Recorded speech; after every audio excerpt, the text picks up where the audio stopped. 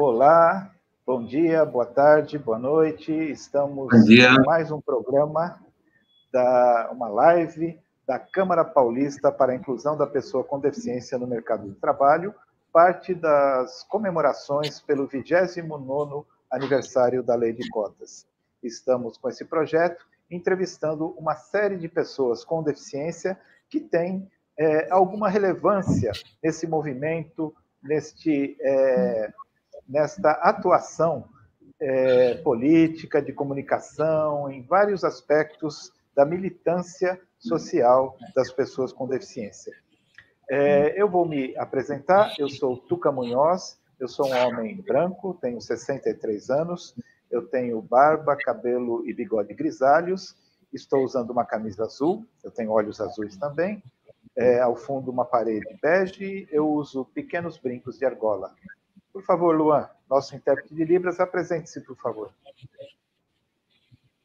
Meu nome é Luan, eu tenho 1,77 m, pele morena, eu estou usando barba escura, cabelo escuro também, os olhos escuros, e estou utilizando uma camisa polo cinza. Rafael, por favor, se autodescreva aqui para os nossos internautas. Bom, eu sou Rafael, sou um homem de 36 anos, pele branca, bigode e barba, estou usando uma boina xadrez, um óculos de grau, uma blusa cinza. Atrás de mim tem um quadro do Cartola, e é isso. Obrigado, Rafael. Então, vamos começar o nosso bate-papo. É um prazer te conhecer, Rafael. A gente já teve a oportunidade de trocar umas figurinhas pelo Zap, conversamos um pouco. E, enfim, é um prazer conhecer e eu já te admiro, né? Já peguei uma simpatia por você pela sua simpatia mesmo, né? Você me parece sempre uma pessoa bem-humorada, bem-humorada. Isso é muito interessante, muito importante. Eu gosto muito de me relacionar com pessoas bem-humoradas, pessoas que riem, que brincam e tal, né? E hoje mesmo a gente já trocou umas mensagens e você está sempre bem-humorado. E eu queria te fazer uma pergunta, começando... Tem que ser, né? Algumas pessoas não são, né? Vai ser, né? Mas começar o nosso bate-papo fazendo uma pergunta nessa linha, um pouco nessa linha, talvez num viés assim, mais... talvez, enfim, perguntar sobre a coisa do humor ou da falta dele, ou de uma maneira de encarar a vida. Mas eu queria te perguntar, Rafa, sobre a questão da deficiência. Faz 9 anos, né, que você se tornou paraplégico, é isso? Isso, tetraplégico. Tetraplégico, é. Como que foi a sua experiência, Rafael, de passar de uma vida entendida como normal, de uma pessoa normal, entre aspas, né, para uma vida tão diferente, né? Tão diferente que é ser tetraplégico, né? E é interessante, eu queria até te falar, não sei se eu te contei isso, acho que não. Eu, para os nossos internautas também, eu sou cadeirante, né? Eu tive poliomielite, eu tenho sequela de poliomielite. E é uma experiência com a deficiência, no meu caso pessoal, muito diferente da sua. Eu tenho 63 anos e sou deficiente há 62. Né? Olha só. Então, a minha vida é assim. Eu nunca tive outra experiência, né? E é interessante que o seu caso, assim como de várias outras pessoas, em diferentes deficiências também, mas é muito significativo no caso das deficiências motoras, das deficiências físicas, e no caso da paraplegia e da tetraplegia, né, que é muito ligada a acidentes e violência e tal, da pessoa se tornar deficiente depois de uma certa idade, já tendo uma vida sem deficiência, né? Como é que foi a sua experiência nisso? E como é que foi o seu luto? Né? Como é que você viveu o seu luto? Bom, a gente sempre ouve dizer que a pessoa que já nasce, né, com alguma deficiência congênita, eu diria que é mais fácil, né? A gente ouve aí, não, porque já conheceu o mundo dessa forma, não experimentou o outro lado, né? Então, realmente, eu estava no meu auge da idade, com 27 anos. Eu sempre trabalhei na minha área como jornalista, mas também de fim de semana eu fotografava em eventos, em casamentos, e tocava, né? Eu sou músico, cantava, tocava violão, então eu era muito ativo, 100% ativo. Na minha infância eu joguei bola, fiz academia, né? Eu já tinha me divorciado quando eu sofri uma queda do 3º andar, e eu fiquei 5 meses de cama. Então, o entendimento do que me aconteceu, de ter ficado tetraplégico, foi uma dose diária. Porque você imagina, eu acordei de um coma depois de 20 dias e fiquei 4 meses ainda no hospital, todo dia acordando, dormindo, tomando muita medicação, porque foi uma queda muito traumática, né, em questões físicas. Então, era medicamento forte, e quando você está no hospital, você dorme, acorda, independente de ser dia ou noite. Então, foram doses diárias de: Rafael, você está tetraplégico, sua vida vai ser diferente. E eu me lembro, apesar desses quase 10 anos, que todo dia no hospital eu falava, bom, se eu sair daqui tendo que usar uma muleta, uma bengala, só arrastar o pé, tá ótimo. Mal sabia eu que ia enfrentar pela frente, né? Hoje, sozinho, eu não consigo viver. A realidade Rafael, os médicos, no caso, eles te informaram isso? Como é que foi a sua tomada de consciência da nova condição? Foi aos poucos, né? O médico não chegou assim, Rafael, você está tetraplégico, não vai mais andar. Eles não chegaram a ser tão claros. Eles falaram, como todo médico fala quando acontece qualquer coisa grave. Eles não chegam assim, morreu, né?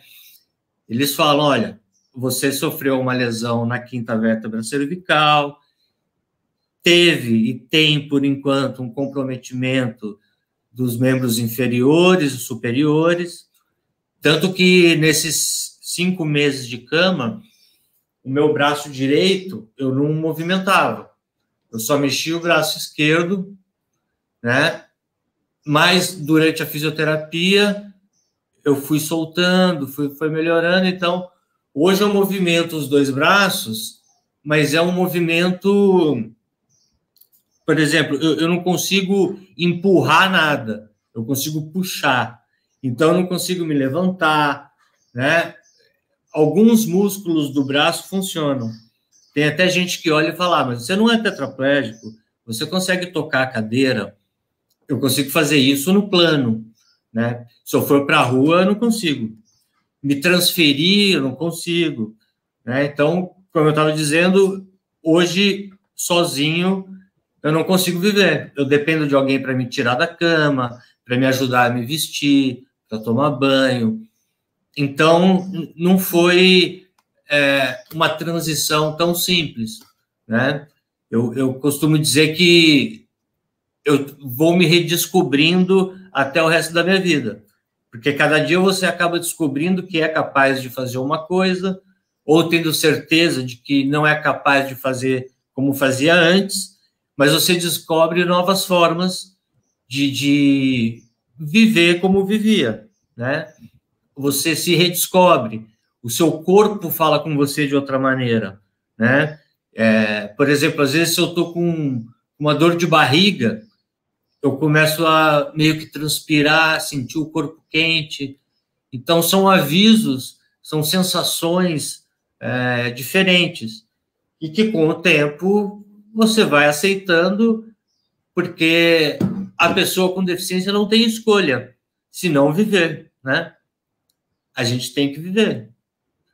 Você pode passar o resto da sua vida sentado na cama, lamentando, ou você pode dar um jeito de viver. né? E, poxa, tem gente que nasce sem braço, sem perna e vive. Por que eu não vou viver também, né? Então, eu acho que é isso. Você tem que sempre ser positivo, por mais que doa, né? Por mais que você tenha saudades, a vida continua e bola para frente. Um amigo que uma vez me contou uma coisa, eu gostei muito dessa analogia que ele fez. Foi o Renato Laurenti. Um abraço para você, querido Renato Laurenti. Ele me disse assim: se uma pessoa é para baixo, pessimista, de mal com a vida, e ganha na Mega Sena, durante um ano ela vai ficar super feliz e não sei o quê, mas depois ela vai voltar ao que era. Milionária, mas para baixo, de mal com a vida e tal.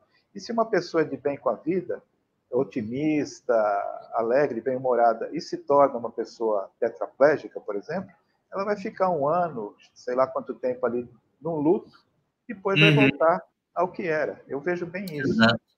Não é a deficiência necessariamente que nos faz de bem ou de mal com a vida. É mais uma coisa nossa mesmo, né? Pessoal, que nos posiciona nisso. Né? Ô, Rafa, eu, nas entrevistas que eu tenho feito, e mesmo em conversas, e mesmo na minha militância de pessoas com deficiência, um tema que é muito caro para mim, que eu gosto de conversar e gosto de conhecer mais, sobre o que as outras pessoas com deficiência pensam e vivem e tal, são as questões da sexualidade das pessoas com deficiência. Né? Faço parte de um coletivo que tem atuado muito nas questões de gênero e deficiência, mas é sempre muito voltado para a questão das mulheres com deficiência. Até porque as mulheres fazem essa discussão de uma maneira muito mais assertiva do que os homens, né? Sim. Mas alguns homens não se importam e até gostam, e acham importante também fazerem essa discussão. E aí eu queria te perguntar, você falou que você tinha uma vida ativa, não sei o quê, e também no âmbito da sexualidade as coisas mudam da água para o vinho, né? Como é que foi a sua vivência nesse aspecto? Bacana. Quando eu sofri a queda, eu estava namorando, mas eu estava namorando há 3 meses. E foi na casa dessa pessoa que eu caí. Estava com ela.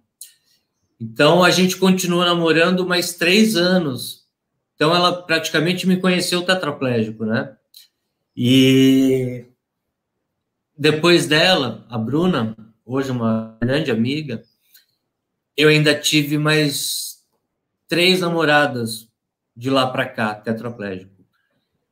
Então, assim, como em qualquer outra área da minha vida, né, profissional, social, do dia a dia, foi uma redescoberta. E é uma redescoberta porque você vai conhecendo outras formas e vai envelhecendo. Então, muita coisa vai mudando, né? Acho que independente da deficiência. E é complicado falar em questões práticas, mas não tive problema, né? Eu acho que quando você ama, quando você está feliz, né? Eu acho que tudo é possível, né? As coisas acontecem como tem que acontecer. Eu acho que independente de você ter uma lesão, ter uma deficiência. É interessante, Rafa, que quando você fala nas questões práticas, né, do que você chama de questões práticas, é interessante isso porque nós homens somos cobrados muito por um padrão de comportamento de sexualidade, né? Sim. Enfim, você sabe bem o que é isso. Né? Toda uma cobrança do homem que tem que fazer isso, que tem que fazer aquilo. E no nosso caso, a coisa muda muito, né? Eu acho isso interessante, e aliás o que você falou é muito bacana, muito interessante mesmo, bonito, né? No sentido de que as pessoas com deficiência, no caso nós homens com deficiência, ao fazermos isso e ao você falar da maneira que você acaba de falar, eu me sinto muito enriquecido no sentido de que essa fala contribui até, entendo eu, para uma discussão de padrão de masculinidade. Não só dos homens com deficiência, mas de todos os homens, né? De um padrão de masculinidade que não é essa exigência babaca que se faz dos homens sem deficiência, né? Você acha que tem. Eu atualmente eu sou completamente contra qualquer questão dos patriarcas. Eu tenho certeza. Por exemplo, a população majoritária, pelo menos 52%, é de mulher, certo? O homem, mesmo sendo minoria, quer se sobrepor. Então, vamos aí para a questão de emprego. O homem está sempre em cargos de chefia e a mulher não. Questões sexuais. O homem é o maioral, o homem domina, mesmo sendo minoria, né? Quem que gera vida? É a mulher. O homem só é homem porque existe a mulher. Não existiria um homem se não fosse a mulher. Então, eu acho que... Não sei se os homens se sentem, ao longo da evolução, inferiores e, por ter mais força física, querem ser dominantes, porque é completamente sem sentido. O jornalismo é machista, a sociedade é machista, algumas mulheres são machistas. Então, eu acho que essa questão de... Você vê, Rafa, que interessante isso. As suas colocações são ótimas. E quando você coloca a questão do patriarcado e tal, que é uma relação de poder, né? É uma relação de poder do homem em relação à mulher, né? Pessoalmente, profissionalmente. É o machismo estrutural, né? Como se tem discutido muito a questão do machismo estrutural, é o machismo estrutural. E quando você coloca essa coisa de poder, é muito interessante, porque nós, homens com deficiência, somos vistos como homens com menos poder, né? Porque o poder, como você bem falou, estaria na força física, originalmente, né? Na força física. E nós, homens com deficiência, somos vistos como homens sem poder, porque o nosso físico, o nosso corpo é lesado, né? É comprometido, digamos assim. Nós somos frágeis, vulneráveis. Exato, inválidos e por aí vai, né? Então, é muito interessante, porque ao nos mostrarmos, né, ao fazermos essa discussão da nossa masculinidade enquanto homens com deficiência, a gente também questiona essa coisa da dominação, do poder, né? Porque somos homens frágeis, mas isso não quer dizer que somos menores, né? A fragilidade não nos torna menores ou inferiores, né? Ao contrário, acho que elas nos fortalecem no sentido da capacidade de fazer essa crítica que você acaba de fazer. Muito legal. Eu me sinto hoje muito mais homem do que eu era antes. Interessante. Olha, e se você falar isso para um homem sem deficiência, ele vai falar, o cara está falando isso para fugir da conversa, não é? Ele quer superar, né? Exatamente. Exatamente. O discurso da superação, né? O discurso da superação. E é engraçado que as pessoas não entendem por que a gente acha ruim essa questão do exemplo de superação, né? Gente, eu não estou aqui para servir de livro de autoajuda para quem anda, não. Não é verdade? Eu não sou exemplo de superação. Falar, se o Rafael consegue, você consegue também, né? Tem esses... Até o Rafael isso, porque cada pessoa até o Rafael consegue. Cada pessoa é uma pessoa, cada pessoa vai traçar sua vida de diferentes maneiras, com diferentes capacidades. Né? Exato. Eu já vi muitos paralelos assim. Eu estou passando pela rua e tem uma pessoa de rua pedindo esmola, pedindo dinheiro.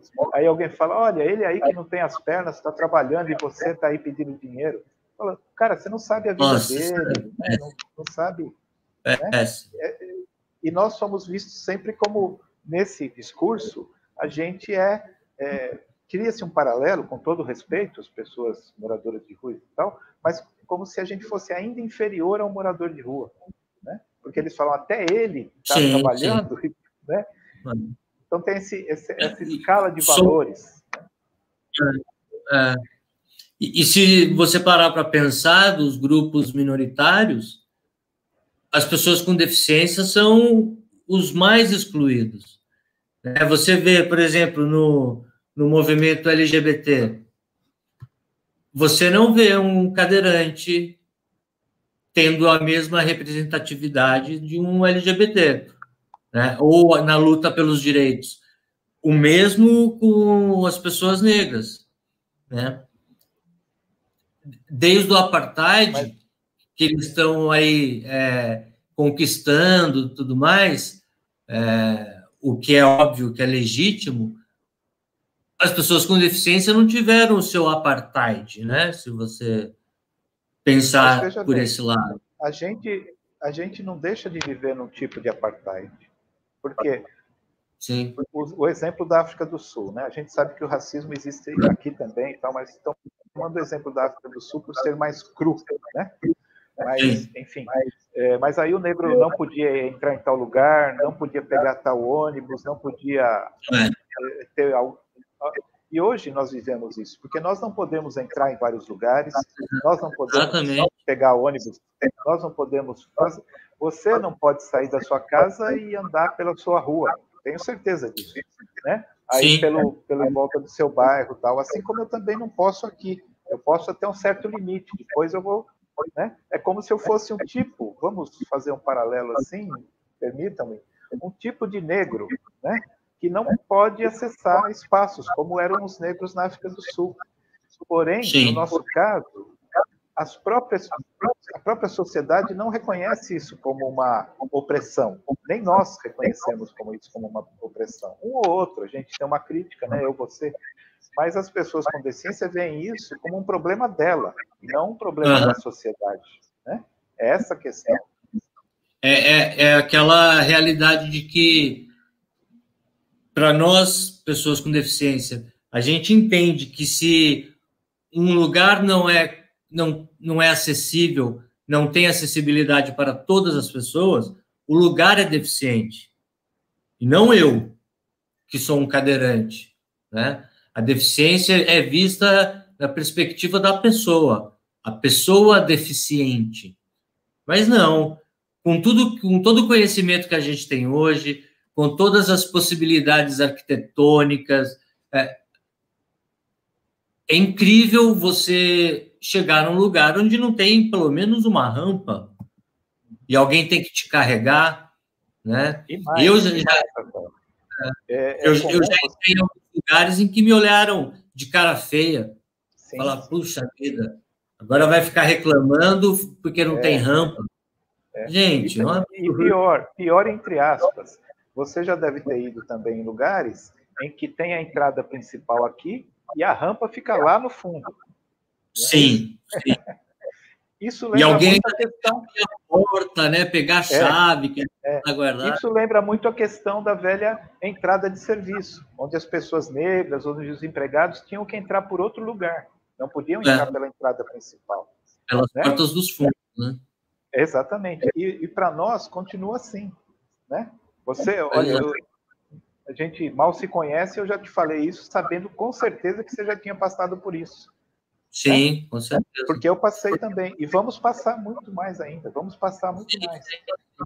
E se a gente reclamar, o cara fala, mas olha, a entrada está ali, pô. Você está reclamando do quê? Não é? Não, sempre tem aqueles que falam, poxa, mas aqui no meu restaurante, eu nunca vi um cadeirante aqui. É claro, não tem como ele entrar, como que você vai ver? Teve um aqui na minha cidade, a gente estava numa discussão de cardápios em braille. E o rapaz, o dono do restaurante, que inclusive é vereador, ele falou, mas eu nunca vi um cego aqui no meu restaurante. Por que eu vou ter que mudar todo o cardápio para pôr em braille? Não é uma cabecinha que precisa evoluir? Todos nós, né? Eu acho que é uma coisa que, enfim, a gente tem a nossa postura e a nossa saída de ir ao restaurante, de ir para a rua e tal, ela tem um caráter educativo também, e transformador. Né? Sem dúvida. Sem o próprio dúvida. fato da gente estar na rua é um ato político, digamos assim. Sim, sim. E as pessoas precisam tentar perceber isso, né?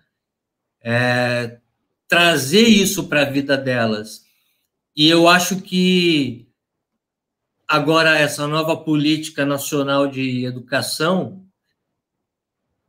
talvez atrapalhe um pouco, porque imagina se desde cedo, na educação de base, na primeira série, na segunda série, você tem um amiguinho que é surdo, ou você tem ali um amiguinho que é cego, outro que é cadeirante. Você, desde cedo, começa a fomentar a inclusão, a importância de conhecer outras realidades, né? Agora, se você vai segregar, vai colocar as pessoas com deficiência todas juntas numa escola, onde que vai existir a inclusão? Como era antigamente. E não querendo trazer de volta a escola especial. Antigamente, né, quando eu ainda era jovem, ainda sou, mas há 30 anos atrás, por aí, também existiam as oficinas abrigadas. As pessoas com deficiência não trabalhavam no mesmo lugar das pessoas sem deficiência. Né? Existiam as oficinas abrigadas, que eram o fim da picada, né? Como ainda hoje existe as instituições de acolhimento. Né? Eu estava vendo, inclusive, no seu próprio site, né, o Jornalista Inclusivo, a questão do levantamento aí sobre Covid em instituições. Né? Então, tem ainda o abrigamento, pessoas com deficiência que ficam em abrigos. Né? E isso é visto como normal. Né? Ainda é visto. Né? Então, são várias questões aí que a gente tem que avançar. Mas eu queria, antes disso, te perguntar uma coisa, Rafael, que é o seguinte, sobre, a gente avançando na nossa conversa, né? Sobre a questão das tecnologias. Né?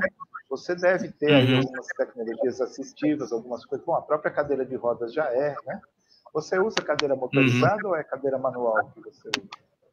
É manual. Eu cheguei a usar a cadeira motorizada no começo, e na verdade, eu mesclava, né? Eu usava um pouco cada uma. E agora eu até dei entrada em outra cadeira, através do Lúcio Montoro, em São Paulo, né? Que estou esperando ser chamado, mas para usar fora de casa. Dentro de casa, a minha cadeira manual é suficiente, porque aqui eu consigo tocar sozinho. Agora, se eu vou para a rua... É exatamente o que eu faço. Né? Porque, além da rua ter subida e descida, é muito buraco, né? A cadeira motorizada ela é mais pesada, então você se sente até mais seguro. Né? E tecnologia assistiva para trabalhar é tudo touch. Então, aqui eu tenho o meu notebook, que eu uso muito a tela para tocar, para escrever. Do lado aqui eu tenho um monitor, que também é touch. Aí é celular, tablet. Né? Então, graças à tecnologia que eu consigo digitar um texto. Eu trabalho muito com Photoshop. Né? Então, é tudo graças à tecnologia. É interessante como a tecnologia veio todo esse processo de conquista de direitos civis e, concomitantemente, a tecnologia. Né? Então, foram duas coisas, né? A conquista de direitos e as tecnologias nos ajudaram muito. Eu, por exemplo, Rafael, eu uso a cadeira manual aqui em casa. Né? Estou em casa agora. Mas na rua, para ir trabalhar, não sei o quê, eu uso a motorizada. Eu não conseguiria fazer coisas com a cadeira manual, porque eu não tenho condição física de tocar uma cadeira na rua. Né? E a cadeira motorizada eu faço qualquer coisa. Né? Pego o ônibus, pego o metrô, é muito importante. Né? Isso aí nos proporcionou uma qualidade de vida muito grande. E é legal até a gente frisar que existe lei, uma lei federal, de que toda pessoa com deficiência que não é capaz de tocar a cadeira manual, ela tem direito a uma cadeira motorizada, né? E muitos cadeirantes viram e falam, tá, mas a gente sabe disso, mas nunca consegue.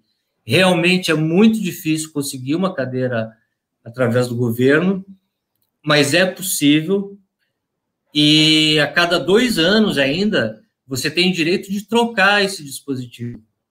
Tanto a cadeira motorizada, quanto a cadeira manual, quanto uma cadeira de banho.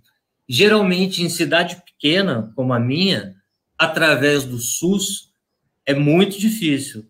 Agora, se você conseguir entrar em contato com instituições como a ACD, como o próprio Lúcio Montoro, você conversando com o assistente social dessas instituições, você consegue dar entrada numa cadeira motorizada. E para você ver... É muito importante. É muito importante, Rafael, porque, lembra-se, até hoje acontece de as pessoas quererem cadeiras de rodas fazendo campanhas de caridade, juntando tampinha, juntando não sei o quê. Sim. E quando a gente... essa política que você falou é a Política Nacional de Atenção à Saúde da Pessoa com Deficiência. Né? Isso. É uma política muito, muito importante e tal, que faz parte aí das diretrizes do SUS, do Sistema Único de Saúde, e que, infelizmente, está cada vez mais precarizado, cada vez tem menos dinheiro, e, portanto, cada vez vai demorar ainda mais para se conseguir uma cadeira. Mas, hoje, a cadeira é um direito, não é mais um favor, não é mais uma caridade, é um direito do cidadão, da cidadã com deficiência. Então, é muito importante todos saberem, né? E é muito importante também que se fortaleça essa política, que se tenha consciência dessa política, para que isso tenha em todo lugar, né? No posto de saúde aí de Itu e tal, e não nessa situação que é tão complicada de você ter que recorrer a grandes instituições que também recebem a cadeira pelo SUS, né? Mas é importante que se tenha nas cidades onde as pessoas moram, né? Muito importante. Exatamente. Inclusive, no meu site, quem procurar ali na parte de direitos, né, a gente tem uma seção que chama Advogada Responde. Né? É a doutora Viviane Guimarães, que é responsável pela coluna. Ela é uma advogada lá de Pernambuco. E tem uma matéria onde a gente fala sobre como dar entrada, como conseguir a cadeira motorizada, como tem em outros diversos sites aí, né, para pessoas com deficiência. Então, é realmente importante não só saber, mas se movimentar no sentido de ir atrás, né, que nem eu posso ser o primeiro aqui de Tu que consiga a cadeira, né? Então, eu acho que faz parte, até como comunicador, de mostrar que isso é possível e como isso pode ser feito, né? Então, eu deixo aqui, quem tiver interesse, legal, quiser entrar em contato, fica à vontade. Então, quero falar agora sobre a coisa do seu trabalho como comunicador, Rafael, mas antes eu gostaria de... Não sei se você tem essa informação, mas eu levantei há um tempo atrás. Aqui na cidade de São Paulo, que é uma cidade enorme, né? 12 milhões de habitantes, desde que se começou essa política de concessão de cadeira de rodas motorizadas, no caso motorizadas, porque também são concedidas cadeiras manuais, cadeiras de banho, mas desde que começou, quase 5 mil cadeiras motorizadas já foram distribuídas, só na cidade de São Paulo. Isso é muito interessante, né? Porque cria as pessoas com deficiência começam a aparecer mais, né? Começam a aparecer. Isso é muito importante. Com certeza. Espero que você consiga logo, para a gente, de repente, a gente aposta uma corrida de cadeira motorizada. Mas, Rafael, fala sobre esse seu trabalho de comunicador.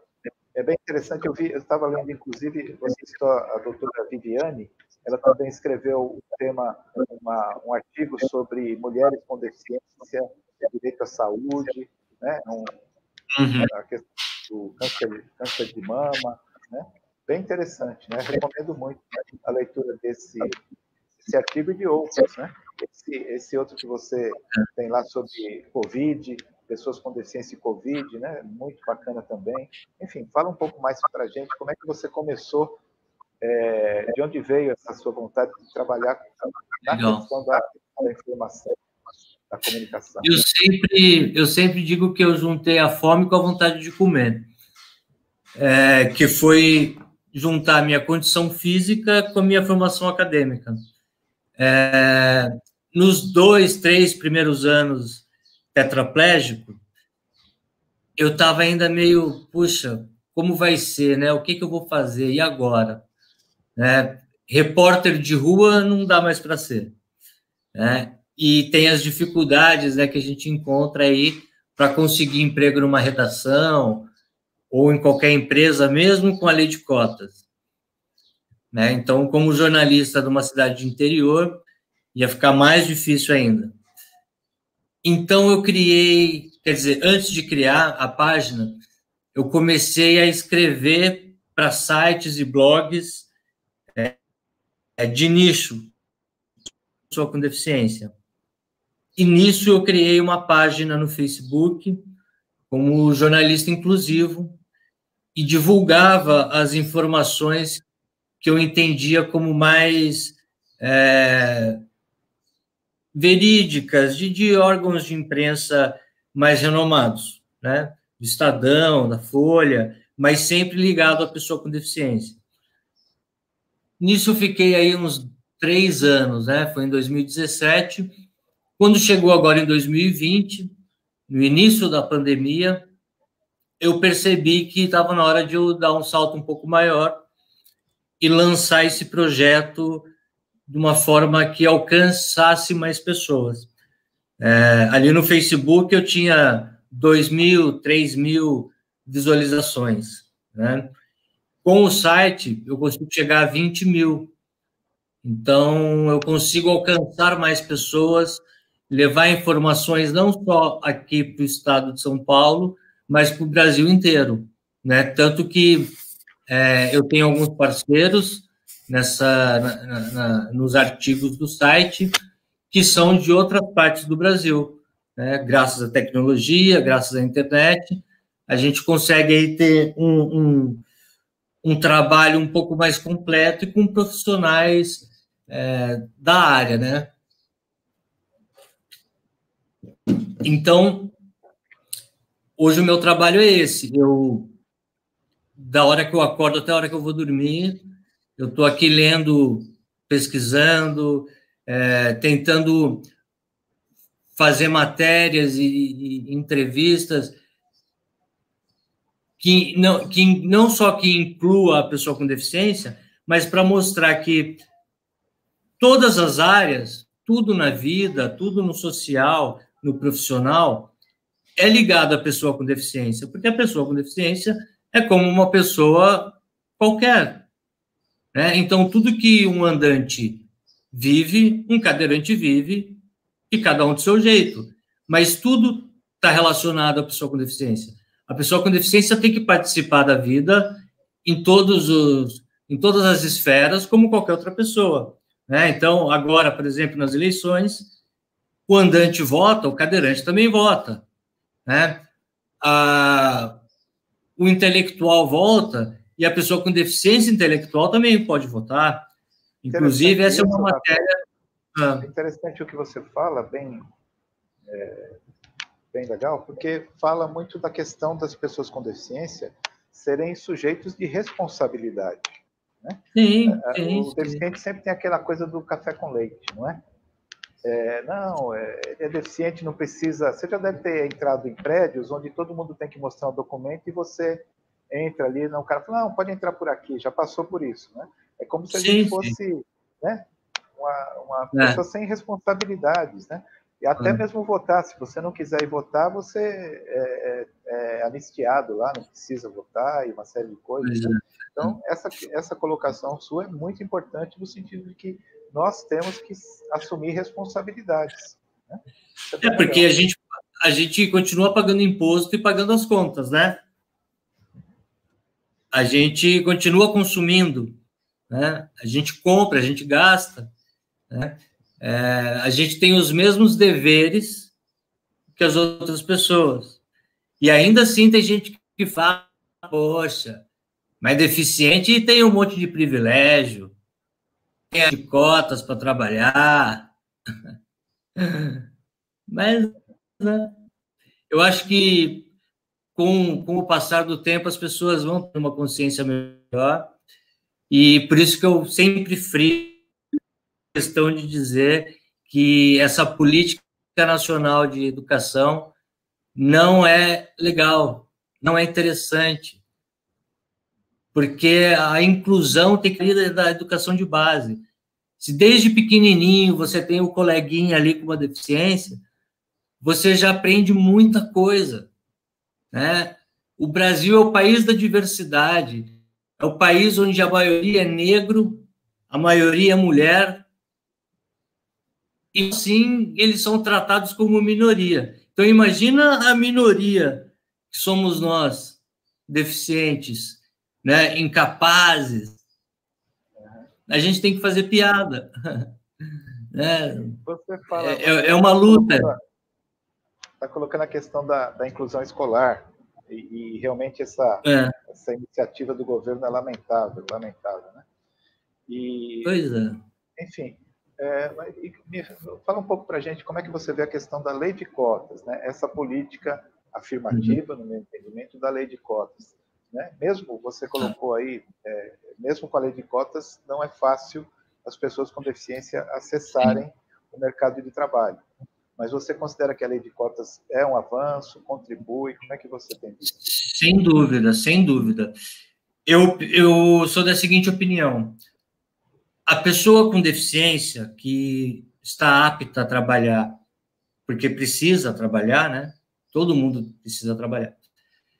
Sem a lei de cotas, ela conta somente com o seu diploma, né?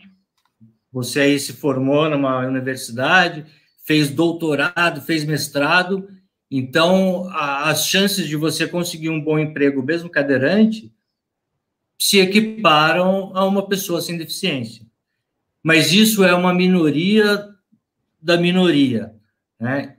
Se você pega uma pessoa sem formação acadêmica e que precisa trabalhar, apesar de usar uma cadeira de rodas, ela consegue através da lei de cotas.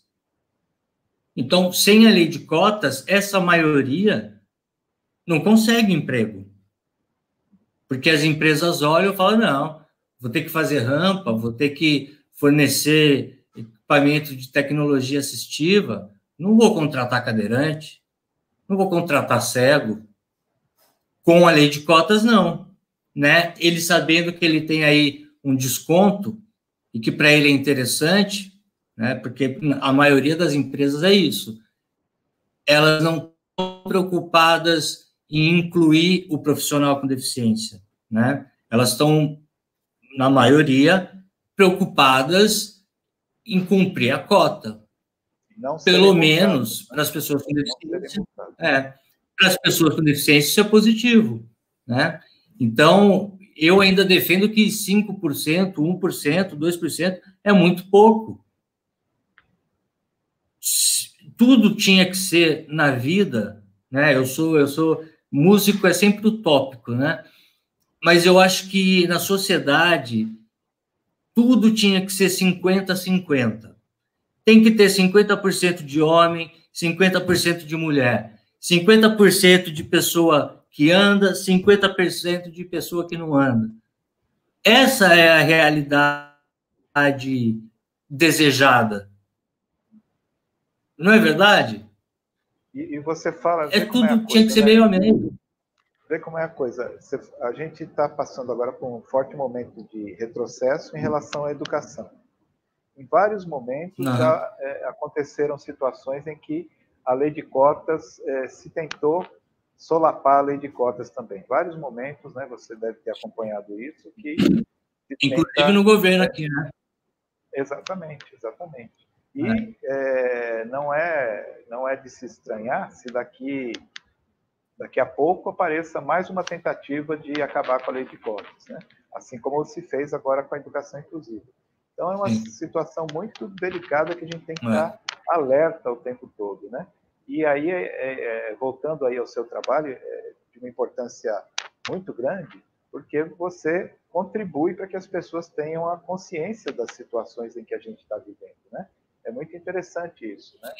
Você contribui para que a peteca não caia, para que as pessoas fiquem o tempo todo alertas para que não deixem que as coisas aconteçam, né? Infelizmente, a gente hoje não está tão forte enquanto movimento social para combater algumas coisas, né? Como a própria questão da educação inclusiva, né? Mas a gente tem que se fortalecer e o acesso à informação é fundamental. O seu trabalho vai nessa linha. Eu vejo assim que, apesar das pessoas com deficiência estarem aí lutando pelos mesmos motivos, eu entendo que é um grupo muito desunido. Né? Não é ainda a união de um movimento forte como o movimento negro, o movimento feminista, né?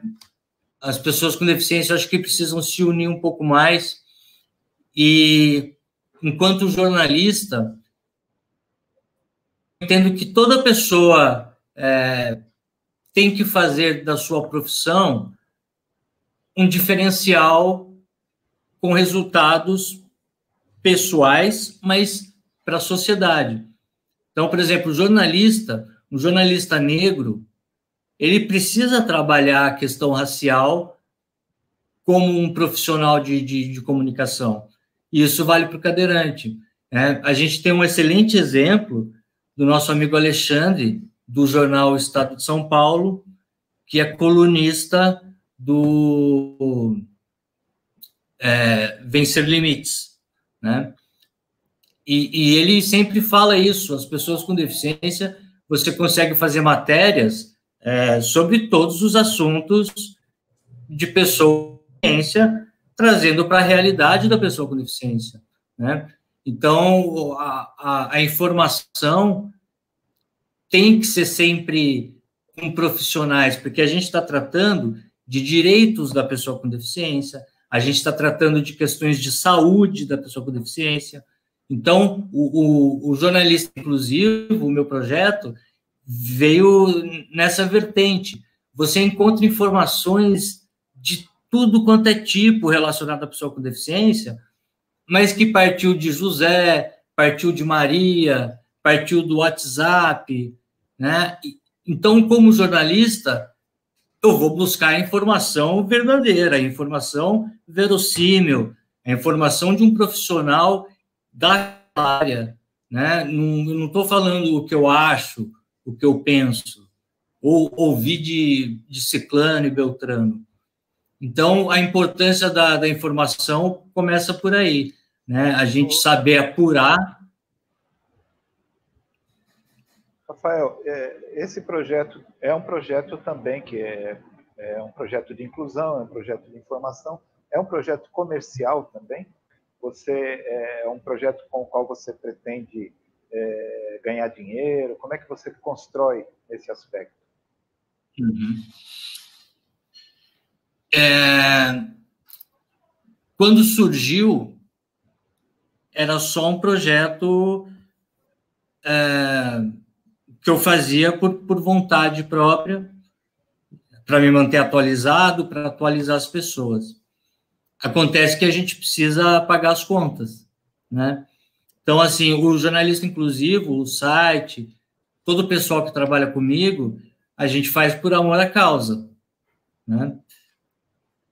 Mas, para manter o site tem um custo, né? Se eu tivesse, por exemplo, um assistente, eu conseguiria me dedicar a outras questões dentro do site.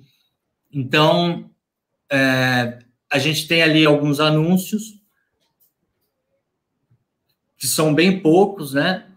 Agora, a busca é, sim, por levantar alguma verba para manter o site no ar, para ter assistente, para ter alguém trabalhando junto comigo, mas não para ficar rico com, né? Então, sim, pessoas que tiverem interesse em expor ali os seus produtos, né? A gente está sempre aberto a esse público também. E você também já está fazendo podcasts, né? Isso. Além da página na internet. E no site ali a gente oferece conteúdo de várias formas, né? Tem os textos, tem uma videocoluna, que é com o Paulo Fabião, que é um cadeirante também, ele teve paralisia cerebral, e tem o canal de podcast, que é com o Dodi, que é tetraplégico, é um músico tetraplégico, e tem também a Gabriela, que é casada com um tetraplégico. Então, tem ali notícias, entrevistas, artigos, videocoluna, podcast. Esse pessoal está em várias regiões do Brasil ou está todo o pessoal aí de Itu?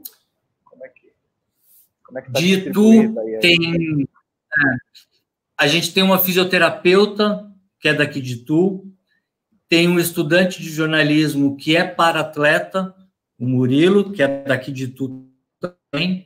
Então, somos 3 pessoas de Itu. Aí, de São Paulo, a gente tem mais 3 pessoas e mais 2 que estão lá em Pernambuco, que é a advogada Viviane Guimarães e a Rafaela Costa, que é psicóloga e doula acessível em Libras. Né? Então, a gente tem um time aí dividido no estado de São Paulo e Pernambuco. E em busca de mais, né? Sem dúvida. É uma equipe pequena ainda, né? Você estava dizendo da coisa de procurar a verdade, procurar as informações verídicas e tal. Mas eu estava até lendo uma matéria esses dias no jornal, que a imprensa brasileira, a grande imprensa brasileira, sempre diz que não tem lado. Né? Chega às eleições, por exemplo, e diz que não tem lado. Nos Estados Unidos, agora que está um processo eleitoral, ao contrário. Os jornais dizem, olha, eu apoio tal candidato. Né? A gente tem visto aí alguns jornais apoiarem o Joe Biden. E, enfim, são linhas editoriais. Né? As pessoas escolhem o lado e tal. Você diria que tem uma linha editorial ao defender a questão da pessoa com deficiência? Qual seria, se é que você tem uma linha editorial ou um lado, digamos assim? No jornalista inclusivo? Sim. A linha editorial, você diz em que sentido? De defender os direitos da pessoa com deficiência? Porque, por exemplo, dando um exemplo bem simplório, né? Alguns podem... a gente vê discursos aí de órgãos de comunicação na área da pessoa com deficiência que tem um discurso de superação, né? Tá. Enquanto você já é outro discurso, né? Sim. Então, isso que eu chamaria de linha editorial, de você escolher um modo de encarar a questão e de, portanto, trabalhar na divulgação do tema. Eu parto do pressuposto de que a pessoa com deficiência, seja física ou sensorial, em alguns casos até intelectual, se ela tem condições, faculdades mentais, né, que falava antigamente, se ela tem condições de gerir a própria vida social, independente do físico, ela tem condições de estar ali como um igual para qualquer outra pessoa. Por exemplo, a questão de superação. Eu acho que todas as pessoas superam alguma coisa na vida, né? Andando, enxergando ou não. Né? Por exemplo, eu superei o meu lado emocional. Eu não controlava o meu lado emocional como eu controlo hoje. Então, se quiserem me usar como exemplo de superação emocional, tá ótimo. Agora, eu não entendo qual outro exemplo de superação que eu posso ter, de verdade, porque eu simplesmente vivo, né? Eu escolhi viver, então estou aqui vivendo. Por isso que esse discurso nossa, ele é um exemplo de superação. Por quê? Né? Todo mundo tem dificuldade na vida. Ou quando falam de necessidade. Quando você coloca da questão da superação, é como se as pessoas com deficiência a situação, né, seria individual, cada um por si. Olha, um supera, outro não supera, como se não fosse uma questão de direitos para todos, né? Sim. Como se fosse, olha, ele superou porque ele é forte, não sei o quê, não sei o quê. Já o outro não superou, né? Então, não pode ser assim. Ou é direitos, ou todos têm acesso a direitos, ou não. É claro que todo mundo tem suas diferenças individuais, né? E por aí vai, como você citou a questão emocional. Mas a superação vê muito sobre o aspecto individual e individualista. Né? E questões de necessidades especiais, né? Todas as pessoas têm necessidades especiais. Tem um colega meu jornalista, o Gustavo Torniero, ele é deficiente visual. Já o entrevistei, né? Aqui. Mas outro dia eu vi um vídeo dele que ele fala exatamente isso. Todas as pessoas têm necessidades especiais. Aí ele fala assim, a minha necessidade especial é ser amado. E a realidade é essa, né? Eu não tenho necessidade especial por eu ser tetraplégico, né? Eu uso um dispositivo para me locomover e que me dá liberdade. A cadeira de rodas faz parte de mim, né? Então, a gente precisa tentar mudar um pouco o discurso, a narrativa das pessoas com deficiência. Porque a necessidade especial minha, como você citou, essa bela necessidade especial do Gustavo, é de ser amado, e é de amar, e é de conviver com as outras pessoas, e é de trabalhar, de estudar, que é absolutamente igual a de todo mundo. Quem não quer ser amado? Quem não quer trabalhar? Quem não quer ter acesso à cultura? Não é? Então, essa coisa de necessidade especial é uma estratégia de exclusão, porque, olha, você tem necessidades comuns e você tem necessidades especiais. Olha, que raio é isso? Né? É uma maneira de excluir as pessoas. Sem contar que é uma tentativa de romantizar um suposto sofrimento, né? Então, fala assim, nossa, eu tenho uma criança especial, né? Eu até brinco, eu falo, gente, especial é quem é filho de sheik árabe, que já nasce banhado em ouro. Não tem que romantizar. Você colocou uma questão muito interessante também, né? Que é essa associação que sempre se faz de deficiência e sofrimento. Né? Sempre se faz essa associação. É impressionante. A gente, no máximo, sofre algumas privações por falta de acessibilidade. Isso é uma questão social, e não uma questão nossa. Justo. Quando a gente tem acesso a tudo que a gente quer viver, que problema que a gente vai ter? Pois é, exatamente. Vai ter os mesmos problemas que todo mundo tem. É o problema de pagar a conta, é a conta de luz que está alta, né? Mas a gente consegue se divertir, a gente consegue comprar, consegue namorar, trabalhar. Então, a gente quer acessibilidade. É inclusão através da acessibilidade. Ponto. Exatamente. Escuta, querido, a gente está acabando aqui o nosso tempo. Eu queria te pedir, antes de a gente concluir, de você falar, divulgar e convidar as pessoas a conhecerem o seu trabalho, né? O seu site, enfim, como é que as pessoas chegam até você, como é que as pessoas conhecem o seu trabalho. Bom, nas redes sociais, todo mundo pode encontrar @jornalista inclusivo, o site é jornalistainclusivo.com, né? E quem quiser me achar também, eu estou como Rafael Ferraz Carpe. Então, a gente está aí em todas as redes sociais, ao alcance de todas as pessoas. com e sem deficiência. Sim. Legal. Então, Rafael, fiquei muito feliz em te conhecer mais. Igualmente. E fiquei assim também muito feliz em perceber o quanto você tem uma cabeça aberta para ver essa questão da deficiência e contribuir para uma verdadeira emancipação das pessoas com deficiência, no sentido de que a deficiência não é sofrimento, a deficiência não é superação, a deficiência não é especial, né? E que somos e queremos ser, né? Eu acho que a nossa grande luta é que queremos ser pessoas comuns, na verdade, né? Sim. Não queremos nem mais nem menos. É só uma característica, né? Exatamente. É só uma característica. Não precisa privar as pessoas com deficiência por causa de uma característica. Exatamente. Exatamente.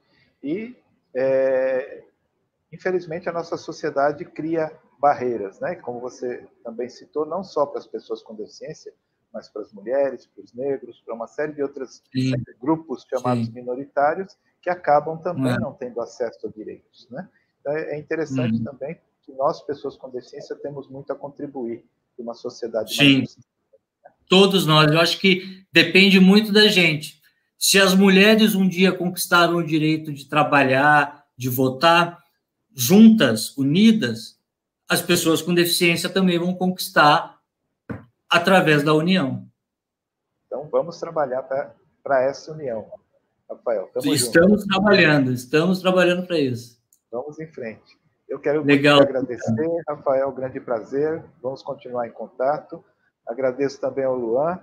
Muito obrigado, Luan. E agradeço também a Ivone Santana, do Instituto Mob Parités, que está aí nos bastidores nos apoiando nessa grande entrevista que eu tive com Rafael Ferraz. Muito obrigado aos nossos internautas e até a próxima entrevista, que será com também a grande, e o próprio nome já diz, Isabel Maior. Até lá, espero estar com vocês novamente. Um abraço a todos, a todas.